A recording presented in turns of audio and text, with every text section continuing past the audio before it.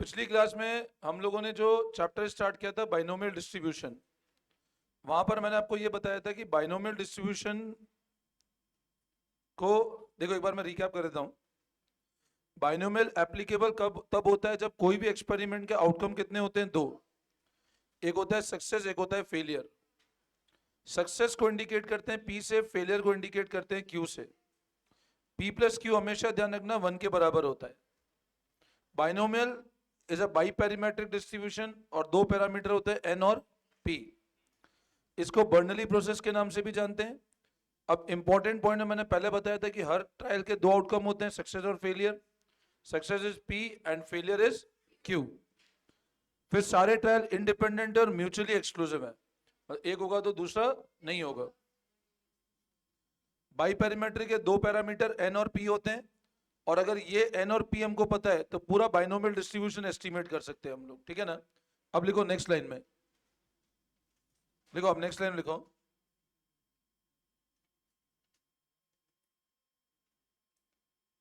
देखो अब the binomial distribution, हाँ नेक्स्ट पॉइंट है,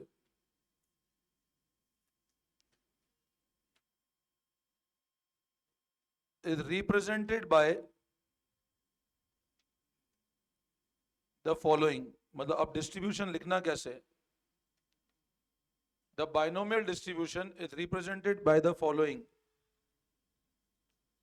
देखो, probability x equal to R, ये फॉर्मूला लिखना।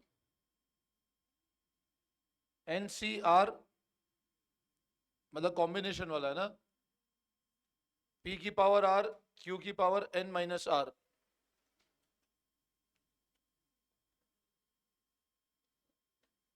ठीक है, और p का मतलब मैंने आपको बताया था, p मतलब सक्सेस है और q मतलब, और ये दोनों ऐड करेंगे तो आएगा 1। तो binomial distribution is P X equal to R equal to N C R, P की पावर आर, क्यू की power N minus are.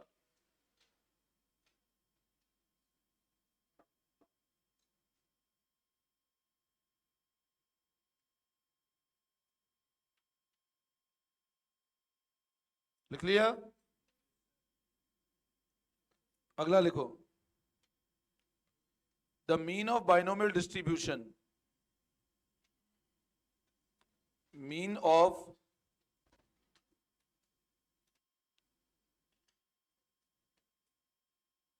Mean का फॉर्मूला है N into P.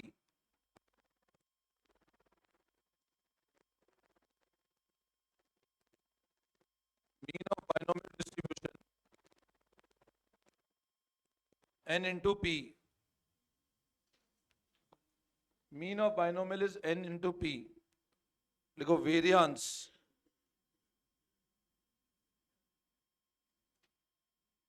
N P Q और स्टैंडर्ड डेविएशन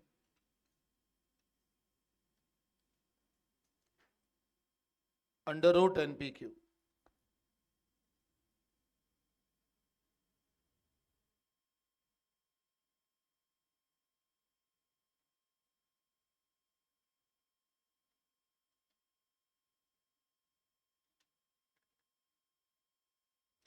फिर लिखो next, इसी में लिखना, mean of binomial distribution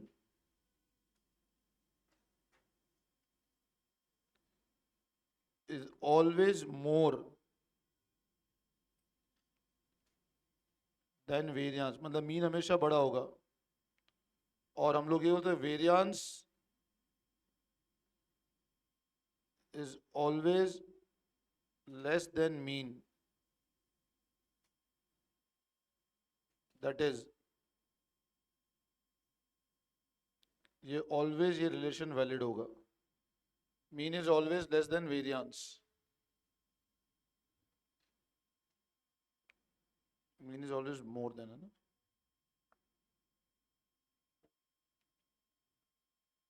mean हमेशा बड़ा होगा और वेरियांस हमेशा छोटा होगा।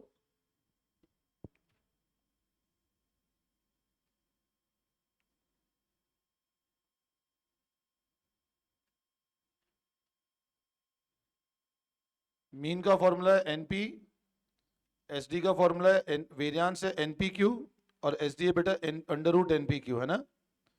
Mean is always more than variance.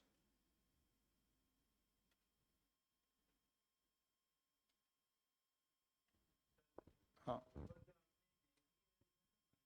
हाँ,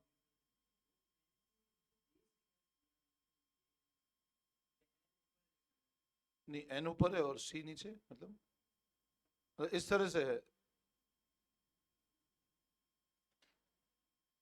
ये है probability x equal to R. अभी क्वेश्चन करेंगे तब समझ आ जाएगा फॉर्मूला ना। नोट कर लिया, क्लियर है। मेरे को है ना, आपको सिर्फ कॉम्बिनेशन ओपन करना आना चाहिए। मतलब जब 5c2 है तो ये आता है ना, इसको ओपन करना, 5 फैक्टोरियल 2 फैक्टोरियल 3, और ये मैंने बताया था इसको आप 5 इंटू 4 इंटू, और 2 से 2 कैंसिल हो जाएगा तो ये 10 आएगा, ये आना चाहिए। और बताया 0 फैक्टोरियल क्या होता है हमेशा, 1। ये आइडिया है ना सबको। बस ये रिक्वायरमेंट है इस चैप्टर में मेरे को। बाकी कहीं कॉम्बिनेशन की एप्लीकेशन नहीं, आपको सिर्फ ओपन करना आना चाहिए इस फॉर्मूले को, है ना। मेरे को रिक्वायरमेंट सिर्फ ये है। बोले यहाँ तक सबने कर लिया, ठीक है, कोई दिक्कत? तो बाइन, अच्छा एक और लिखो अगला point. Binomial distribution symmetric when P equal to Q equal to 0.5,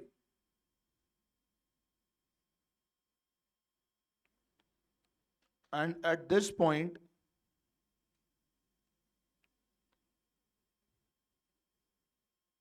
variance of x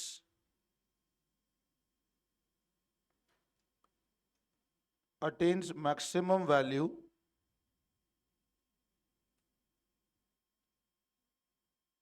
and this maximum value is n upon 4। मतलब बाइनोमियल डिस्ट्रीब्यूशन सिमेट्रिक कब है, जब P और Q दोनों किसके बराबर है, 0.5, और इस पॉइंट पे ये मैक्सिमम वैल्यू अटेन करता है और ये मैक्सिमम वैल्यू है n अपॉन 4।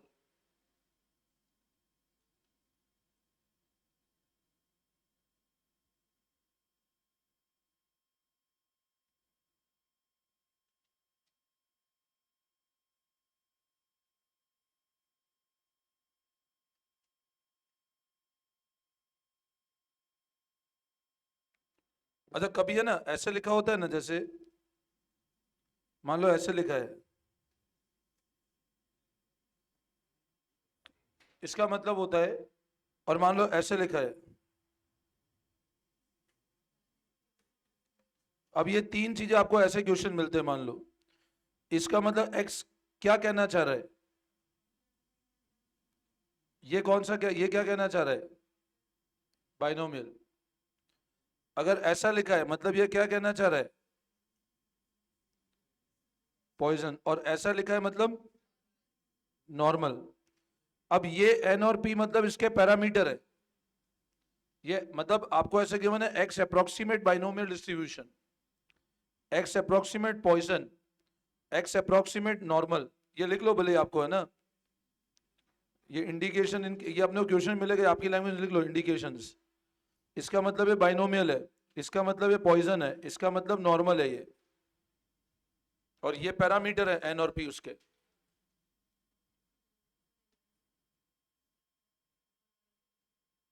ये ऊपर वाला पॉइंट मैं समझा रहा हूँ, अभी अपन क्वेश्चन करेंगे तो समझ आ जाएगा। मतलब बाइनोमियल सिमेट्रिक कब होता है, ये एक बार आप लिख लो, फिर मैं समझा रहा हूँ।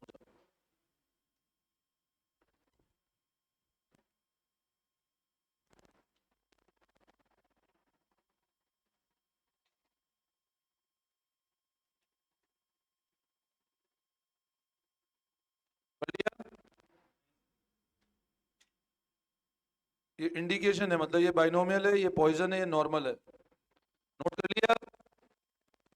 अब सब लोग इधर ध्यान देना, कॉपी कर लिया यहाँ तक?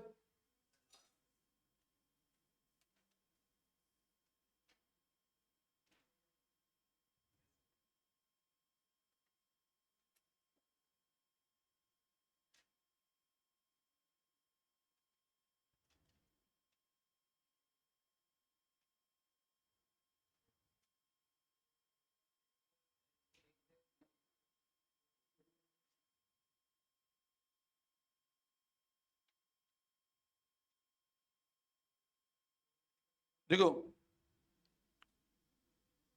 बाइनोमियल डिस्ट्रीब्यूशन एप्लीकेबल कब है? जब ट्रायल्स क्या हैं, and each trial has success and it is applied in coin tossing experiment, sampling inspection plan, genetic experiment, so on. ठीक है, तो ट्रायल इंडिपेंडेंट होने चाहिए, म्यूचुअली एक्सक्लूसिव होने चाहिए, और आउटकम कितने होने चाहिए? एक सक्सेस, दूसरा success P, failure P plus Q 1। बोलो यहां तक कोई डाउट, एनी कंफ्यूजन? ठीक है,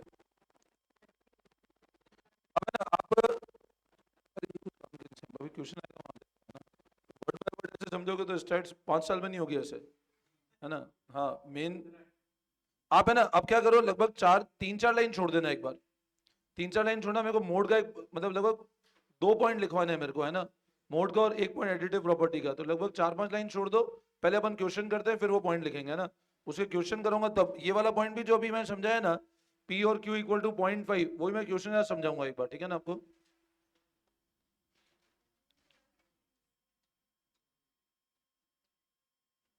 अब जैसे ना एक एग्जांपल समझो, 16.2 देखो example. If 15 dates are selected random, मतलब रैंडमली अपने कितनी डेट सेलेक्ट कर ली? 15 दिन सेलेक्ट कर लिए। What is probability of getting 2 Sunday? मतलब क्या बोल रहा है आपको, आपने रैंडमली 15 दिन सेलेक्ट किए, ये बताओ 2 संडे, मतलब उन 15 में 2 संडे हो। मेरी बात सुनना, आपने रैंडमली क्या किया, ये लिखो आप एग्जाम्पल नंबर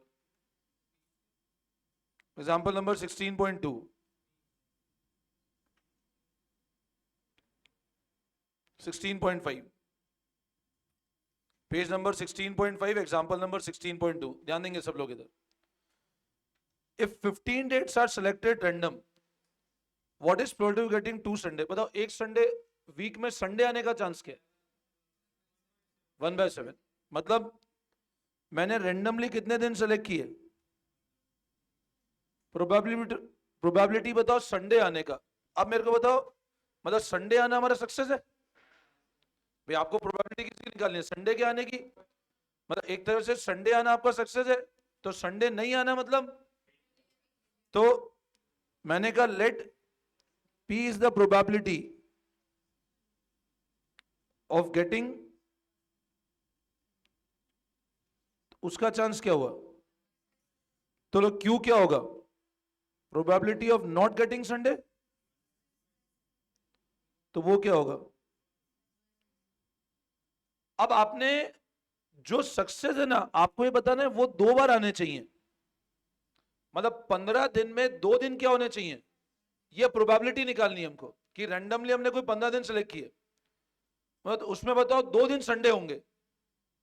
तो मैंने ऐसा बोला कि प्रोबेबिलिटी निकालना क्या है मेरे को, 2 संडे होने चाहिए। एन कितना है, कितने दिन सेलेक्ट किए हमने? अब इसको बाइनोमियल से कैसे करेंगे? एन सी आर, देखो फॉर्मूला चेक करो, probability X equal to R, यहां जो आर है वो यहां आ जाएगा। Now what is P?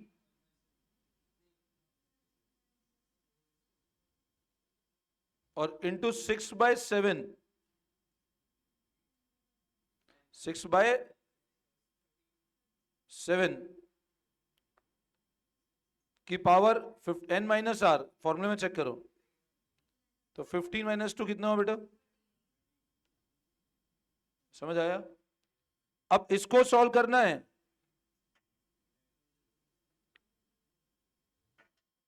Into 1 ऐसे होगा सॉल्व। अब ये तुम कैलकुलेटर करोगे, 6 की पावर 13, 6 × 6 × 6 कर सकते हो आराम से। तो एक बार आप देखो, 15C2, अच्छा 15C2 कैसे सॉल्व करेंगे? फॉर्मूला क्या होगा? ये होगा, तो क्या करें, ये कैंसिल कर दें, ये क्या आया 7, तो ये कितना आया देखो, तो ये 105 आ रहा है, 15C7, 15C2 सॉरी, 15C2 क्या आया?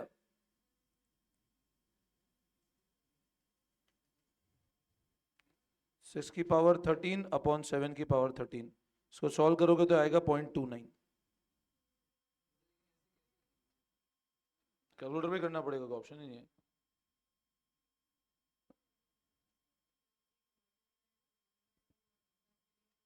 तो डिवाइड कर दो ना पहले भैया, तो कॉपी करो फटाफट। एग्जाम्पल नंबर 15.2 करो फटाफट कॉपी।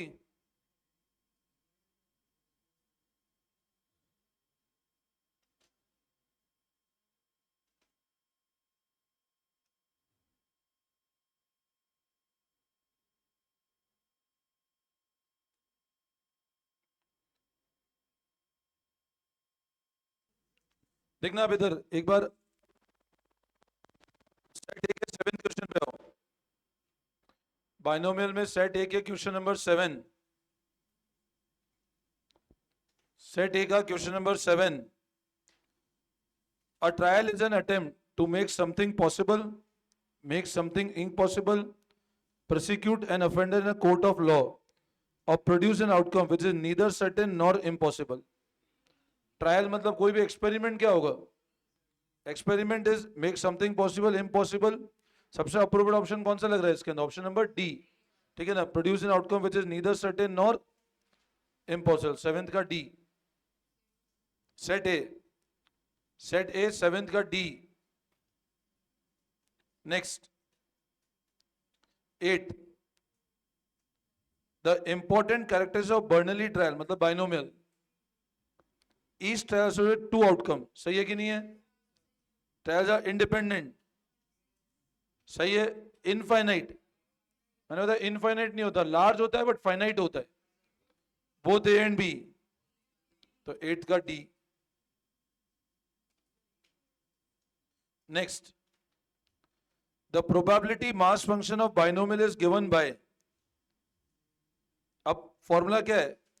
एफ एक्स मतलब function of X, N C X Q की पावर एक्स पी की पावर एन माइनस एक्स होता है क्या? मतलब अपन ने क्या पढ़ा था? एन सी एक्स पी की पावर एक्स क्यू की पावर एन माइनस एक्स होगा ना, आर कर लो उसको, एक ही बात है। तो एन सी एक्स पी ये होगा ना ऑप्शन, तो बी, तो 9 का ऑप्शन नंबर बी, पी की पावर एक्स होना चाहिए। आप सक्सेस का प्रोबेबिलिटी निकाल रहे हो, यहां पे डिफरेंस क्या है? क्यू के ऊपर एक्स गिवन है, क्यू पे एक्स नहीं होगा, ठीक है ना। Next 10th, if a binomial variable with parameter n and p, यही तो पैरामीटर होते हैं, देन x, x मतलब जो अपन निकालते हैं ना, ये जैसे अपन ने अभी किया ना 15C2, ये x, और बाइनोमियल, बाइनोमियल कौन सा डिस्ट्रीब्यूशन है? डिस्क्रीट है कि कंटिन्यूअस है? बाइनोमियल डिस्क्रीट, डिस्क्रीट में क्या बताया था? प्रोबेबिलिटी हमेशा किसकी निकलती है? होल नंबर की, डेसिमल की नहीं निकल सकती है। तो x कैन अज्यूम मतलब ये वैल्यू क्या हो सकती है, यूं पूछ रहा है। Any value between 0 and n, any value between 0 and both inclusive मतलब 0 और n भी इंक्लूड करते हुए, any whole number between 0 and n both inclusive, और एनी नंबर 0 इंफिनिटी। सी होल नंबर ही होगा ना, डेसिमल की कभी निकलेगी बाइनोमियल में, तो it is option number C, 10th का any whole number between 0 and n both inclusive.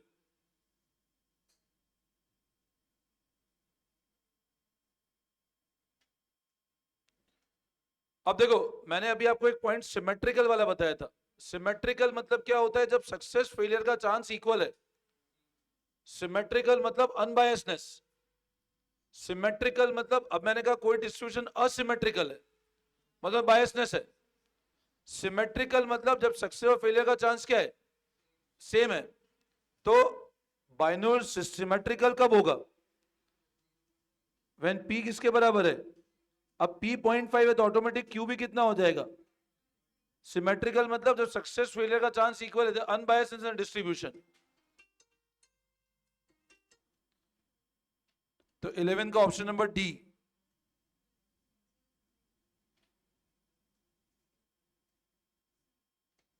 Next, the mean of binomial distribution N and P, mean का फॉर्मूला लिखवाया एन पी, अभी बताया mean is N into P, तो 12th का option number C, mean is N into P. अभी बताया तुम लोगों को, मीन का फॉर्मूला बताया था ना एनपी, वेरियांस एनपी क्यू था, आप चेक करो, मैं लिखवाया ऊपर, मीन तो एनपी है, वेरियांस इज एनपी क्यू, और H D under root NP Q है, तो 12th का ऑप्शन नंबर सी। अच्छा ये क्या बन जाएगा, एन वन माइनस पी, ये एन क्यू हो जाएगा, समझ आ रहा है, ये एन क्यू हो जाएगा, N into P is your mean, समझ आया।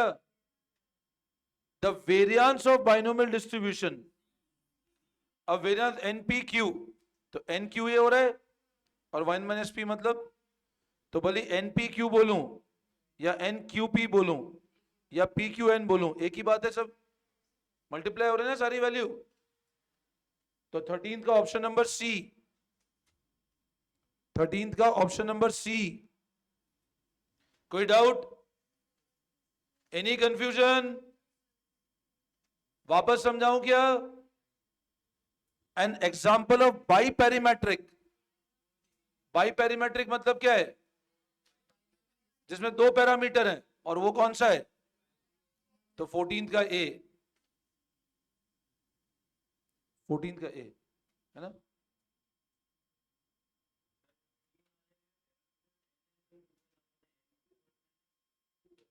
वेरियांस पूछा है ना, तो वेरियांस का फॉर्मूला क्या होता है, वेरियांस इज एनपीक्यू, तो एनपीक्यू मतलब क्या है, यही तो एनपीक्यू बन रहा है, इसलिए ऑप्शन हो गया।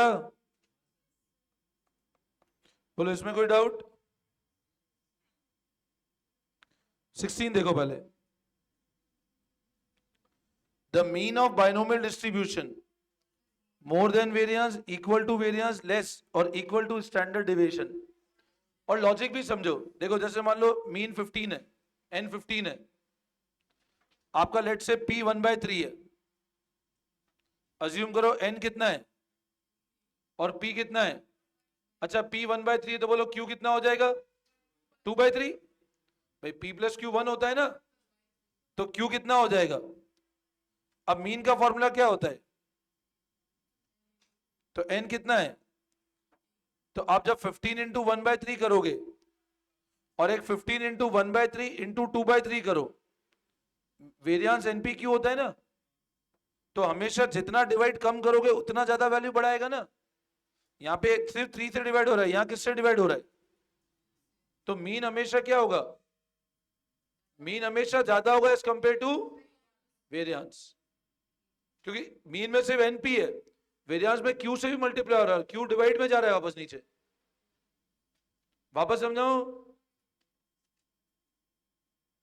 कोई दिक्कत, वापस समझाओगे पॉइंट, तो मीन इज ऑलवेज 17 छोड़ दो, अभी मैंने आपको बताया मैक्सिमम वैल्यू ऑफ वेरियांस लिखवाया, सिमेट्रिक होगा जब पी और क्यू 0.5 है, और मैक्सिमम वैल्यू इज n/4, मतलब वेरियांस की मैक्सिमम वैल्यू होगी n/4। अच्छा अब एक थ्योरी पॉइंट और लिख लो आप एक बार, the method for fitting a binomial distribution, हाँ वहां एक लिख लो, फिर ये पॉइंट लिख लो, the method of fitting a binomial distribution. अच्छा रिग्रेशन के मेथड को क्या बोलते थे, least square, the method of fitting regression equation को बोलते थे मेथड ऑफ लीस्ट स्क्वायर। मैंने बताया था रिग्रेशन में, रिग्रेशन के अंदर अपन मेथड यूज करते हैं method of least square, binomial distribution के मेथड को बोलते हैं मेथड ऑफ मोमेंट्स। लिखो the method for fitting a binomial distribution, ये भी थ्योरी है, इसको भी याद करना है तुमको, the method of fitting binomial distribution, हाँ भाई वहीं पे लिख दो, भले नोट करके, जहां पॉइंट लिखवाए ना वहीं पे, जहां छोड़वाई वहां लिख दो एक पॉइंट, अभी 2 पॉइंट और आएंगे वहां पे बस, है ना। The method for fitting a binomial distribution is known as method of movement. Short form कर दो बाइनोमियल डिस्ट्रीब्यूशन को. The method of fitting a binomial distribution, the method of fitting the binomial distribution is known as method of moments. moments, method of moments. अब ये क्या पहले एक chapter हुआ करते थे, स्क्यूनेस, कर्टोसिस, मूवमेंट, वो हटा दिए इसमें ना. बस ये एक छोटा सा पॉइंट है, वो आपके काम का है बस थ्योरी के लिए. Method of movements. अभी पूछना मत मूवमेंट क्या है, क्या वो काम का ही नहीं है तुम्हारे, है ना. सिर्फ थ्योरी याद करनी है इसकी बस. कर लिया सबने? कर लिया? ठीक. यहां तक कोई डाउट?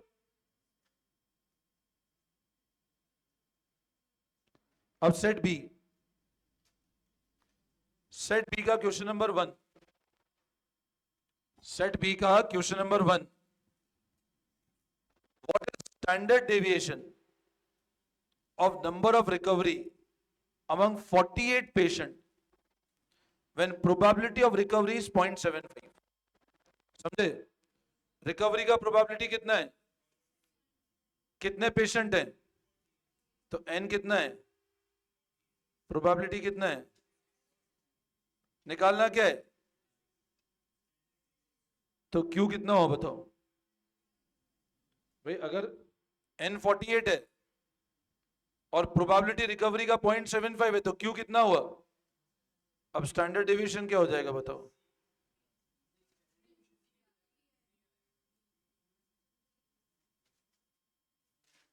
कितना आता है वापस समझाओ. Under root N P Q, N into P into Q. कोई दिक्कत? अगर वेरियांस होता तो 9 हो जाता आंसर. एस डी बोला है तो अंडर रूट 9. ये तो अपन ने डिस्पर्शन में पढ़ा था. अगला, x is a binomial variable with n equal to 20. What is the mean of x? Mean का फॉर्मूला क्या है? मीन का फॉर्मूला क्या है? If x is symmetric, अब सिमेट्रिक है तो p और q किसके बराबर है? सिमेट्रिक है तो p और q किसके बराबर है? तो मीन n इंटू p, तो 20 इंटू 0.5. सिमेट्रिक है तो p और q इक्वल टू 0.5, तो mean is 20 into 0.5, that is equal to 10. तो ऑप्शन नंबर बी. यहां तक कोई डाउट? नेक्स्ट. यहां तक कोई डाउट? वापस समझाओ. अच्छा आगे ध्यान दो. x approximate b n comma p. क्या मतलब हुआ इस लाइन का? x क्या कहना चाह रहा है? x है binomial. What would be greatest value of variance of x when n equal to 16? n given है 16. अब greatest value of variance का फॉर्मूला क्या है? n upon 4. greatest value of variance क्या होती है? n upon 4. तो 16 upon 4. 4. तो ऑप्शन नंबर बी. 16 upon 4, तो ऑप्शन नंबर बी.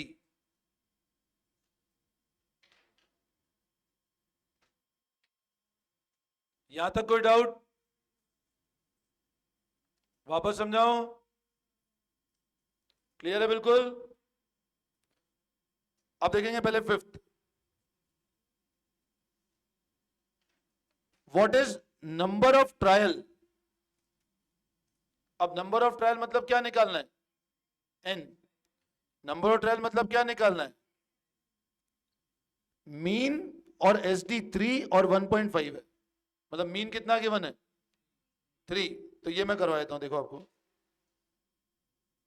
मीन कितना है? 3 और एस डी कितना है? तो एनपी कितना गिवन है? Under root NP Q. इधर ध्यान देना, कॉपी बाद में. आपको एन निकालना है. क्या करोगे बताओ? इसमें स्क्वायर कर दें दोनों तरफ, तो बोलो एनपी क्यू क्या हो जाएगा? और एनपी कितना है? तो क्यू कितना हो जाएगा? और Q अगर 0.75 है तो P कितना आएगा? 0.25। और मीन निकालना है तो इधर पुटअप कर दें, 3, तो n कितना होगा?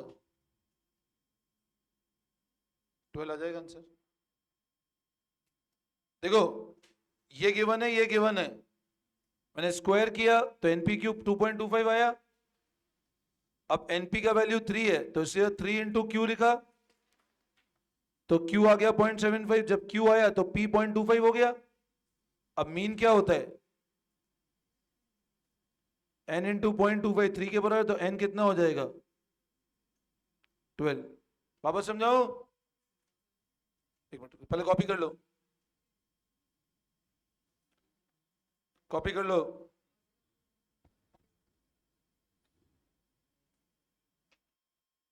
कॉपी कर लो फटाफट।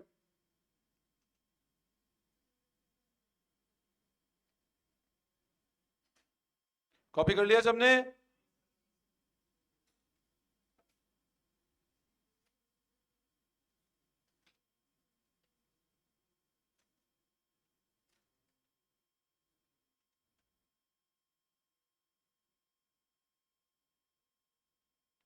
हो गया क्या? फिफ्थ का डी, फिफ्थ क्वेश्चन का डी।